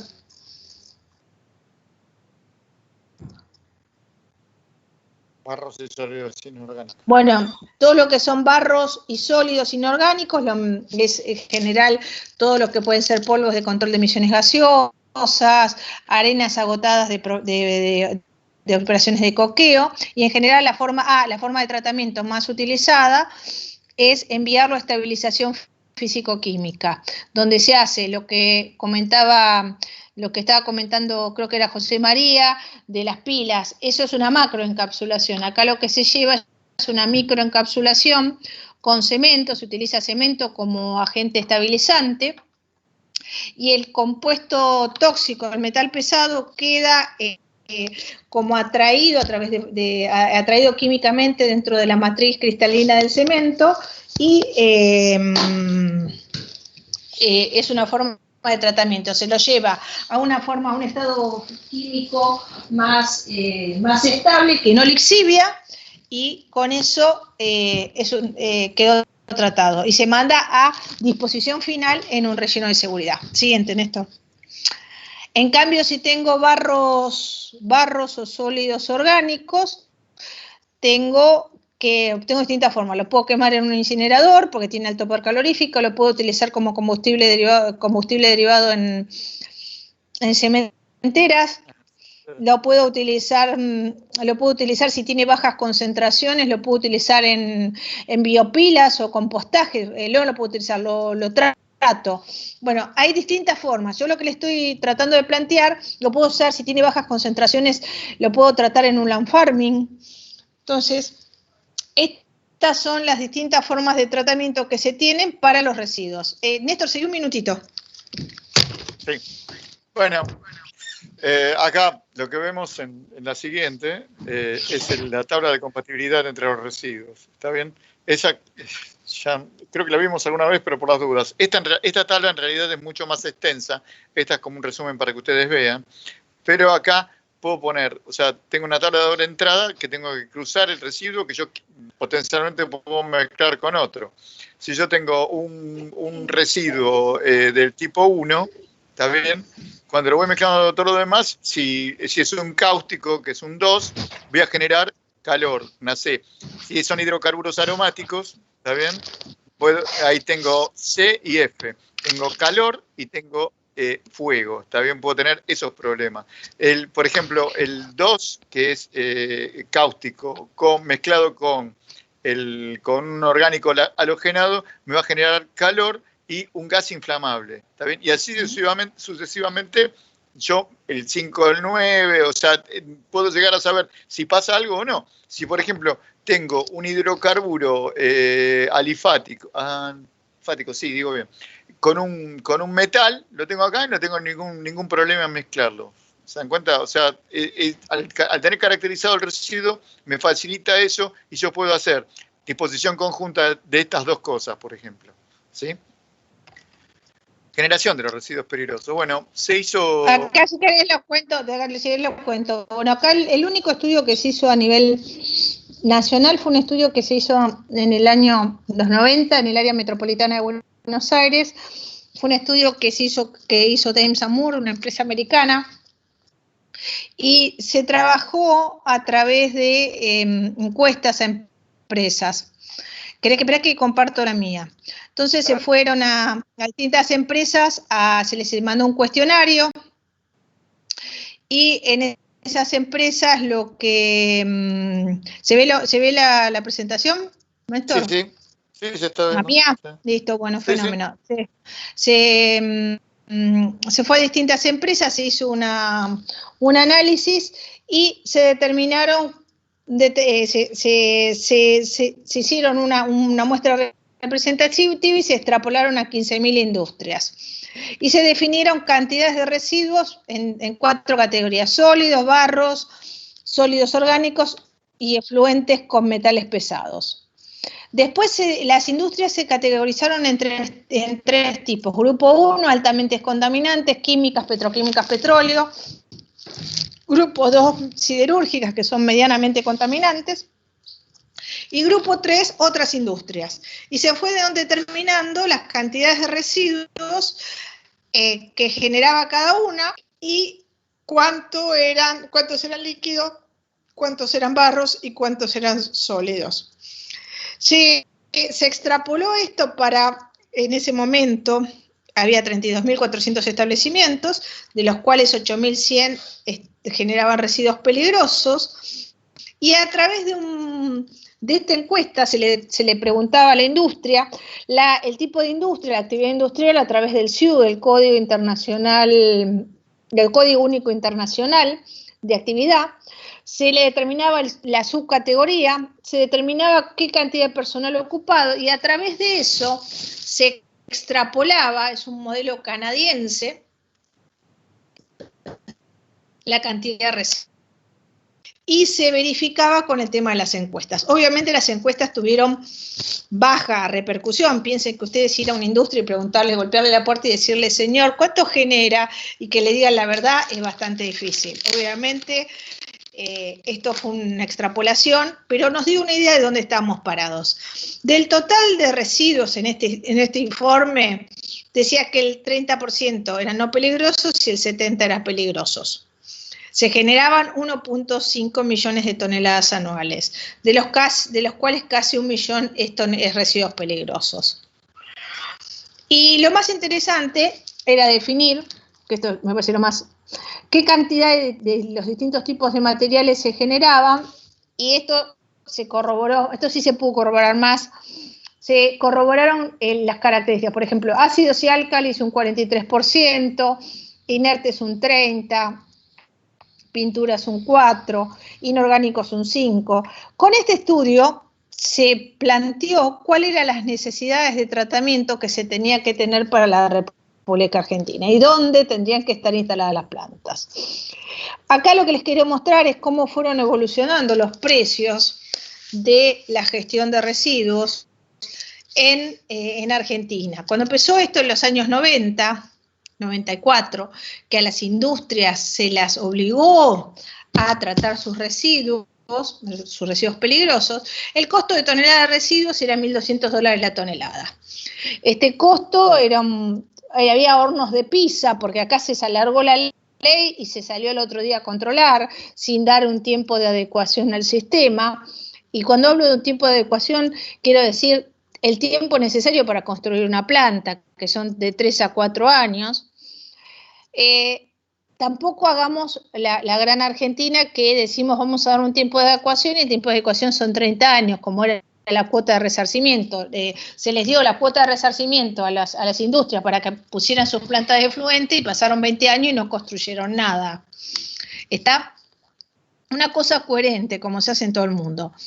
Estaba en 1.200 y a medida que se fueron instalando distintas empresas, ven, desde el año 94 al 98, esos 4 años, los valores pasaron a los valores que son promedio internacional. Si vemos cuánto está, esto está un poquito más actualizado, debe estar a 5 años. El tema es que en Argentina es muy difícil actualizar porque los precios nuestros de dólares variopintos y bastantes variables. La incineración en Argentina está a 600. Marce, por favor, 550. Desconectá el micrófono y conectalo otra vez porque no se escucha bien. Listo. Ahora sí. Dale ahora. Bueno. Sí. Los costos está a $600, en Europa está entre 500 y 600. Los valores de fuel blending, de utilización de hornos cementeros, a nivel mundial está a $350, 250 o 300 está en la Comunidad Europea, acá está 500. Los tratamientos físico-químicos, la estabilización está entre 150 y 200, y la disposición final en un relleno de seguridad en Argentina está de 125 y en Europa está 150. Los valores son muy similares porque los estándares de construcción y de equipos son los mismos, entonces no hay una diferencia muy grande y el costo tiene que ser muy similar. Lamentablemente, los valores de personal y los valores de fluctuaciones económicas hacen que estos valores, hoy no sé qué números pueden ser, te digo que les queda claro, pero este es un valor tomado de distintos años con estabilidad. Si nosotros vamos a ver los temas de residuos peligrosos, tenemos que ver quiénes son las fuentes. Pueden ser materiales agotados. En general, nosotros siempre cuando la gente le hablamos de residuos, la gente se espanta, se le pone los pelos de punta. Pero en general es mucho más peligroso las sustancias puras que los residuos. Casi en el 95% de los residuos son mucho menos contaminantes que la materia prima en sí, porque yo ¿qué hice? Yo produje algo y saqué la materia prima y la utilicé. Entonces lo que me queda de residuo es un material agotado, un material con menos concentración. Pero puede ser el caso entre un 5, un 6, un 8%.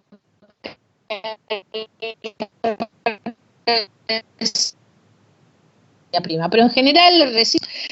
¿Dónde se genera residuos peligrosos? De nuevo apaga y prende porque estás teniendo problemas. Dale. ¿Y dónde dejé? Hola.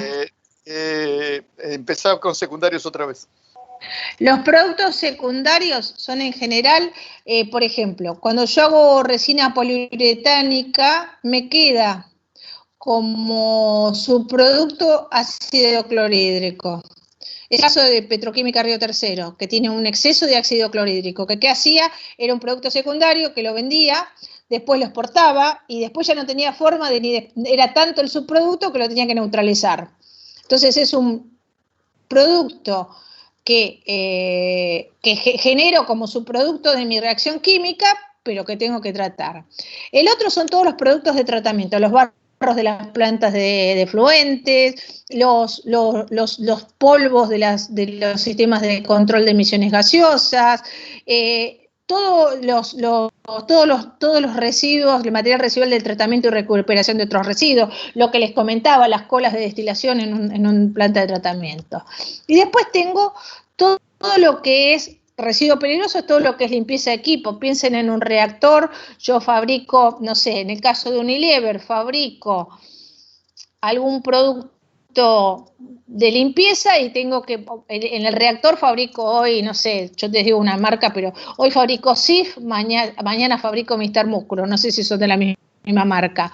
Hoy hago limpiahorno, mañana hago limpiavidrio en el mismo reactor. Yo para cambiar de producto tengo que limpiar. Entonces eso me genera un residuo. Entonces, para cambiar de producto, Marce, decirlo de nuevo porque no se escuchó bien. Para cambiar de producto tengo que limpiar el reactor. Limpiar el reactor me genera un residuo, que puede ser un líquido. El otro es yo fabrico algo y tuve un problema de planta o de puesta en marcha o de apagado o se me rompió algo o algún otro, un error humano, produzco materiales defectuosos que también son residuos peligrosos, en el caso de que el material sea peligroso. El otro tema es todo lo que son derrames o goteos de materias primas o productos peligrosos, los residuos de los depósitos donde guardé las materias primas o el producto, y en otros casos son todos los materiales que superaron la fecha de caducidad, que esto se da mucho en medicamentos. Para los medicamentos, los laboratorios, 6 meses antes, antiguamente, no sé si ustedes sabían, las farmacias trabajaban con stock, entonces tenían 10 ribotril, 10 antihistamínicos, 10 todos. Hoy las farmacias trabajan con el just in time, y muchas de las farmacias, o casi todas, son de droguerías, con lo cual uno va a comprar, no sé, 2 cajas de antihistamínico y te dicen tengo una, la otra te la traigo a la tarde, o en el peor de los casos te dijo no tengo ninguna, pagámela y yo a la tarde te la traigo. ¿Por qué hacen esto? Porque antes en la farmacéutica se tenía. Primero es un tema de costo. La farmacia no puede, para que les carguen un material tenía que pagarlo. En muchos casos le quedaba en la estantería. Entonces es un costo inmovilizado. Pero por otro lado, es el tema de que las farmacéuticas, el farmacéutico compraba, no sé, 10 antihistamínicos, vendía 3, y 6 meses antes de que venciera, el farmacéutico se lo devolvía. ¿Por qué? Porque en farmacéutica los productos dejan de estar en la estantería 6 meses antes. Y en otros casos se vencían y los tenían que tratar. En Argentina no existe un programa de recolección de residuos farmacéuticos vencidos. Por ejemplo, en Italia existe, ustedes en algunas localidades de Italia, no en todas, ustedes en las farmacias pueden llevar, por ejemplo, todos sus medicamentos vencidos. Hay un contenedor en un lugar específico que dice tire sus residuos vencidos. No, ¿qué sucede en Argentina? ¿Qué nos pasa? A mí me pasa que más de una vez he tenido que comprar, no sé, remedio. Mi papá tenía un problema de presión bastante jodido, entonces me hacían comprar remedio. Los compraba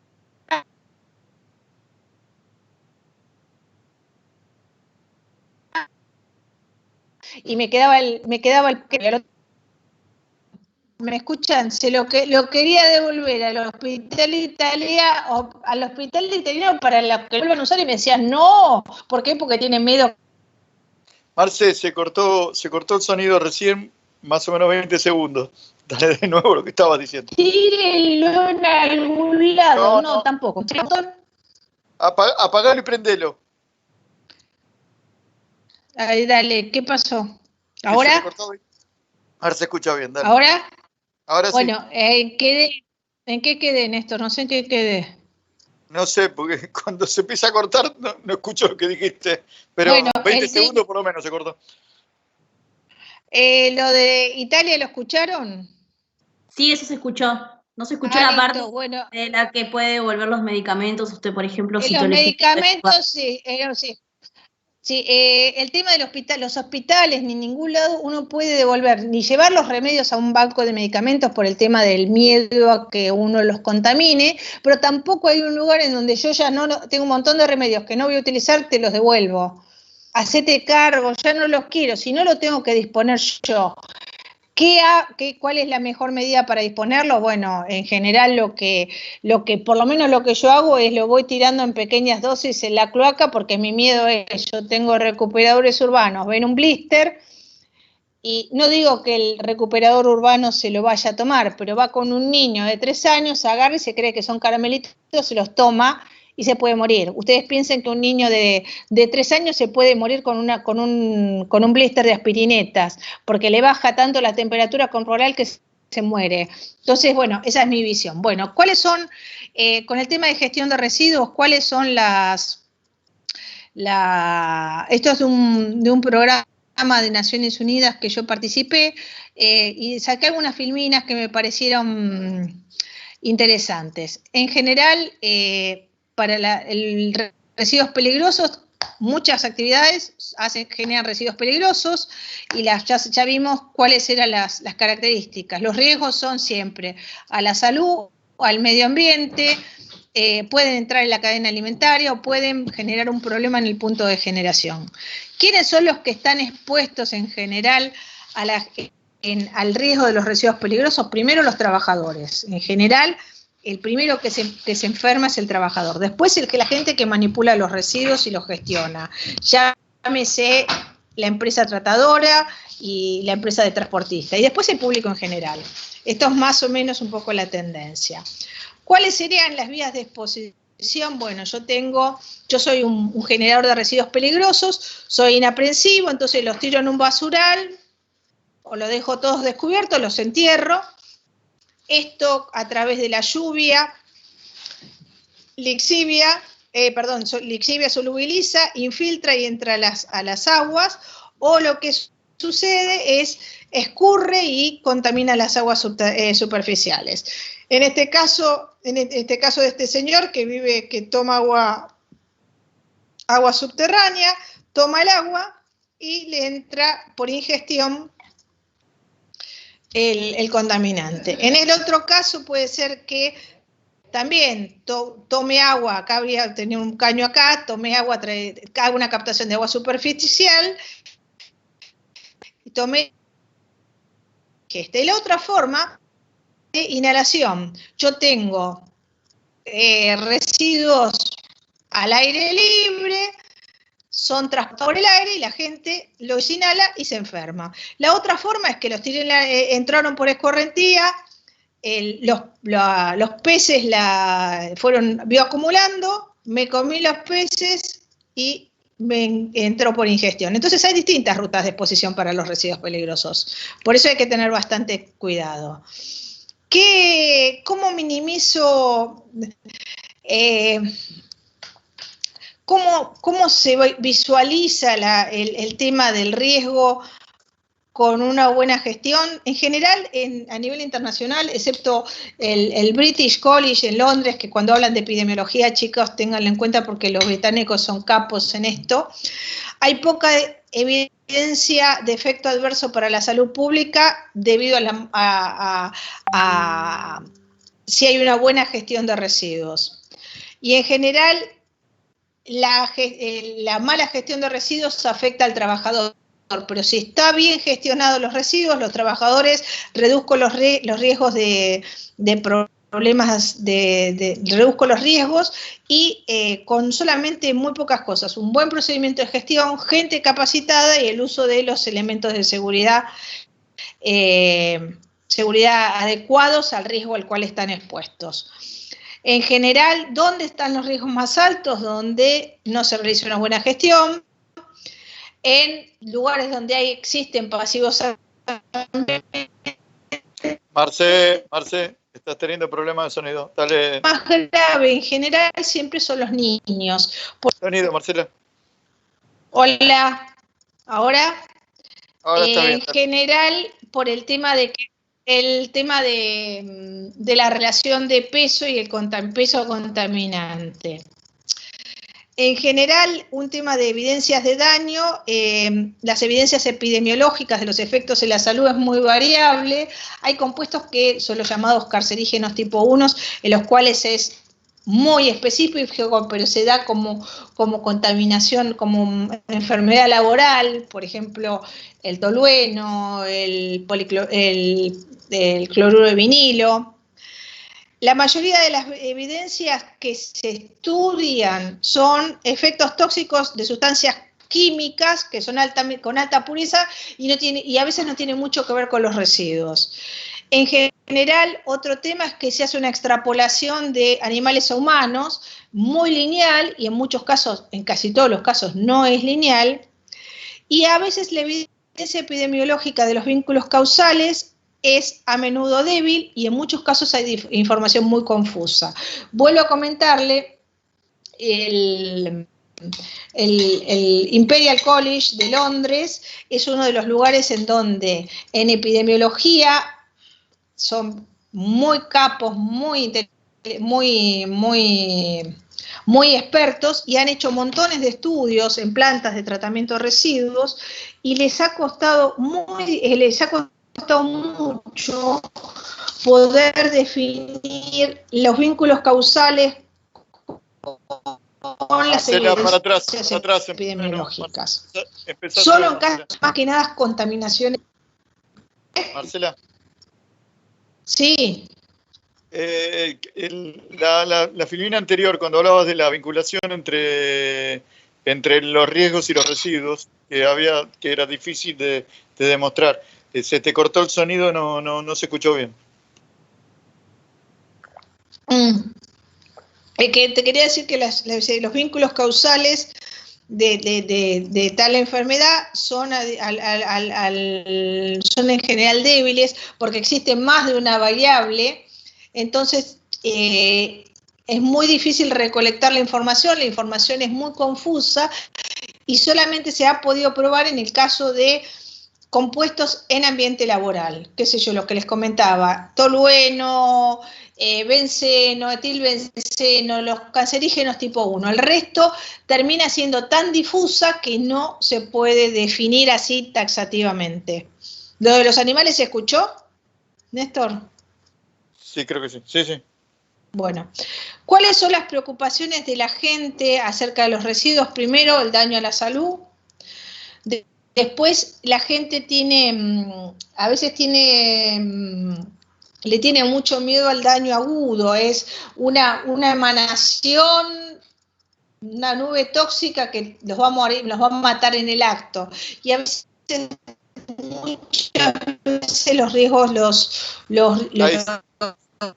estás con problemas de sonido. Los efectos crónicos son... Marce, desconectar el sonido y volver a conectarlo. Desconectarlo y volver a conectar, se está entrecortando. Sí, ya volví a conectar. Sí, ya me conecté. En general la gente se queja de las molestias, las quejas más grandes de las partes industriales las áreas industriales son por ruidos, por polvo, por tráfico. Se queja mucho por la caída, la reducción del valor de las propiedades.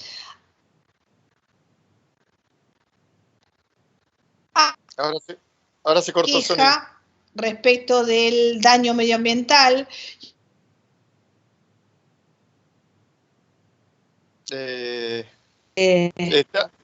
Marcela, se te cortó el sonido. Conectalo y conectalo. Sí. Dale ahora de nuevo.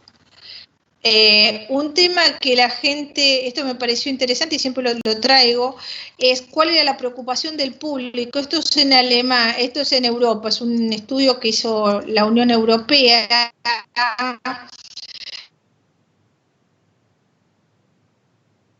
Confianza. Se corta, Marcela. Es la responsabilidad que se hizo. Hola. Se corta. Hola, ¿ahora? Ahora no, dale.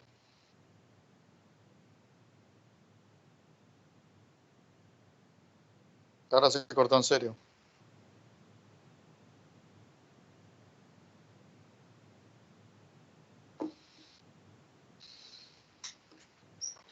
Marce, ¿salió?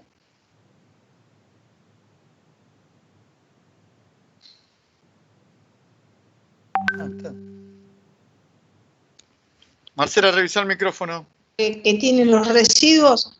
Ay, hola. Hola, escúchame. ¿Cómo toda esta Filmina, decila todo de nuevo. Porque no se entiende nada. ¿Cuál esta? Si no empecé todavía. ¿La anterior? La que estabas hablando del estudio, de cuáles son las mayores preocupaciones. ¿Esta que estoy mostrando ahora? Sí, señora. En general, la preocupación del público acerca de los residuos peligrosos está dado por el miedo al daño a la salud.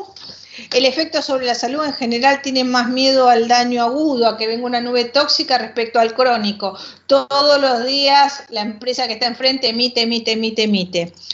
Una de las preocupaciones que tiene mucho la gente es el tema de los ruidos, polvo y tráfico, que son cosas que son sencillas de gestionar y que para la gente es un problemón.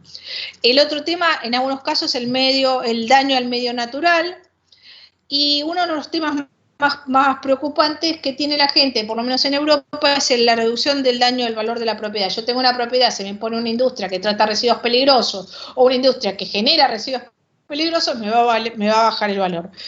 Y lo más interesante es esto, que es un estudio que hizo la Unión Europea, es la preocupación del público, la falta de confianza en la responsabilidad de las autoridades. Si un alemán no tiene confianza en la responsabilidad de las autoridades, no quiero pensar lo que puede ser en Sudamérica. Con respecto a la percepción por parte de la percepción del riesgo por la comunidad, en general la gente tiene miedo al cierto perfil, que bueno, se escape una nube tóxica y moramos todos en el acto. En general estas son cosas más raras, son eventuales y muy puntuales. No es que todos los días se explota una fábrica y hay una emanación de nubes tóxicas, son casos, pero son puntuales. En general siempre hay mucha preocupación acerca de los riesgos involuntarios, una mala gestión, una mala operación.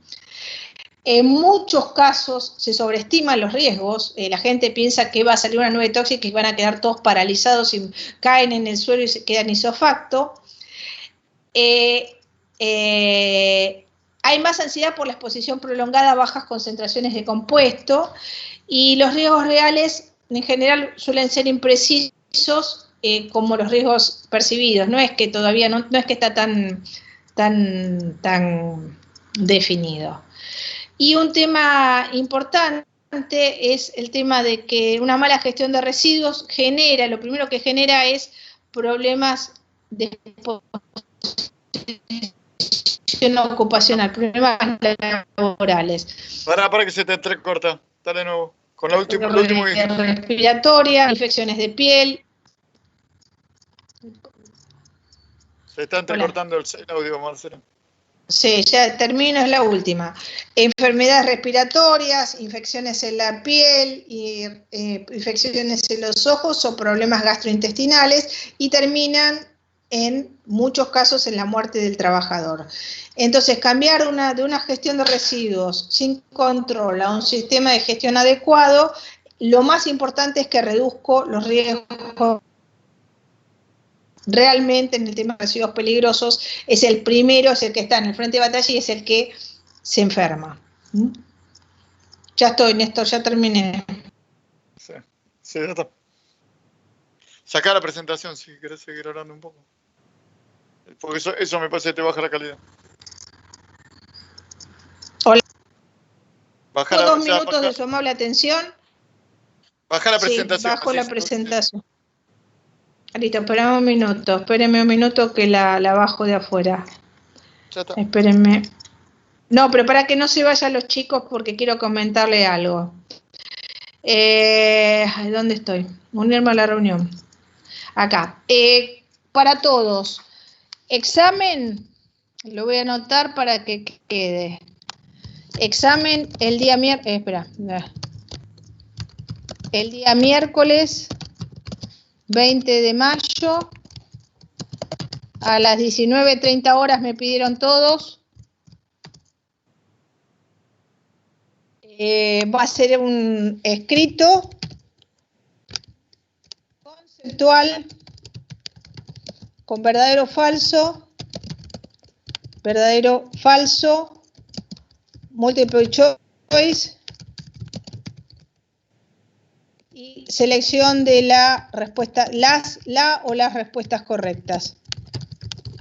Así que es más algún desarrollo conceptual, solo conceptual.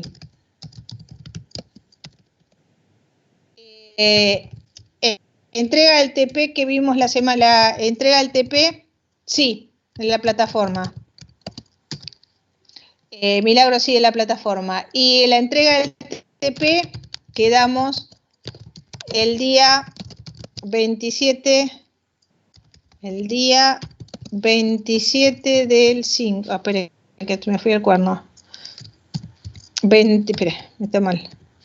El día 27 del 5. Así lo podemos corregir y yo puedo ya elevar las notas al posgrado.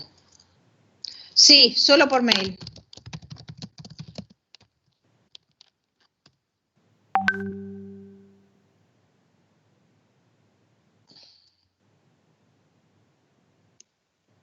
¿Alguna duda más? Sí. Se había cortado. ¿Alguna? Listo, no, me estoy esperando la respuesta. Bueno, ¿alguna duda más? ¿Es individual el trabajo práctico? Dice. No, en grupo. O los mismos grupos que utilizan siempre. No más de 4 personas. Y se incluyen todos. No me interesa que hagan un trabajo individual, me parece mucho más rico un trabajo grupal. Si me puedo, por favor, me dicen los grupos, así los anoto.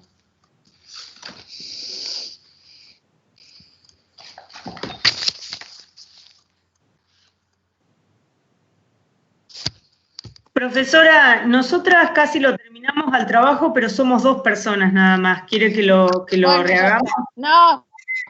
No, está bien. Si ya lo terminaron, está ok. Ya está hecho. Sí, nos falta terminar de darle formato nada más. Listo, fenómeno. ¿Me pueden decir los grupos cómo están compuestos? Así yo lo anoto y ya me queda a mí para cuando los reciba. Si no les es mucha molestia.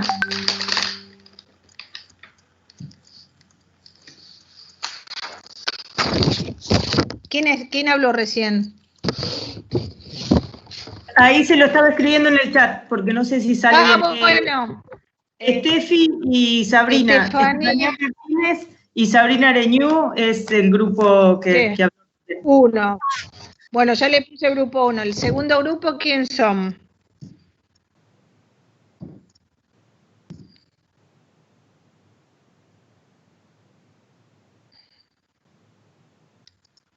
¿Nada más grupos? Sí, yo estoy, no hablan ellos. No habla nadie. Los alumnos tienen que hablar. Yo me quedo, no escucho sonido, por eso me vuelvo loco. Profesora, ¿podríamos enviárselo por mail? Así nos ponemos de acuerdo entre el grupo que tenemos en WhatsApp y se los pasamos por mail. ¿Ahora los grupos? Ok, pero dale, no hay problema. Bueno, entonces ahora en breve se lo mandamos, profesora. Listo. Bueno, ¿alguna novedad más? ¿Alguna cosa que necesiten?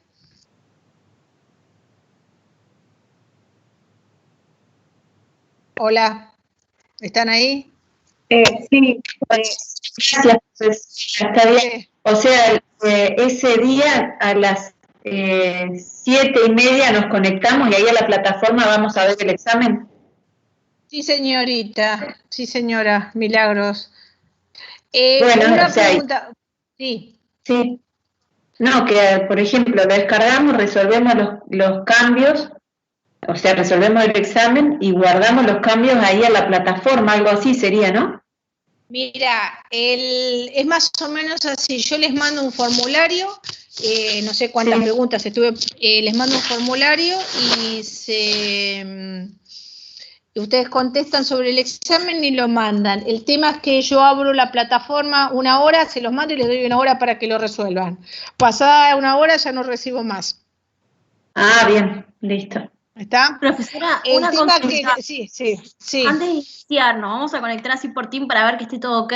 ¿O directamente lo vemos en la plataforma? No, vamos a hacer un 10 minutos de Team, 15 minutos de Team. Ok, Por perfecto. eso prefiero que juntarnos 19:15 para yo ya después poder mandarle los exámenes. Lo único que les voy a decir es que voy a hacer un examen por alumno, por eso traten de no copiarse, porque yo sé que es fácil, pero bueno, la idea es que no se copien. Es difícil, pero traten, les dejo el libro abierto, pero no se copien entre ustedes. Voy a tratar de hacer, voy a hacer 14 exámenes donde las respuestas sean distintas. Así que si se pasan de la pregunta 3, la C, el de la C, ninguna C va a ser igual a la otra C. Ok, perfecto. Muchas gracias. No hay por qué. Se los digo por las dudas porque eso es una de las cosas que me pide la facultad, que tenga bastante cuidado.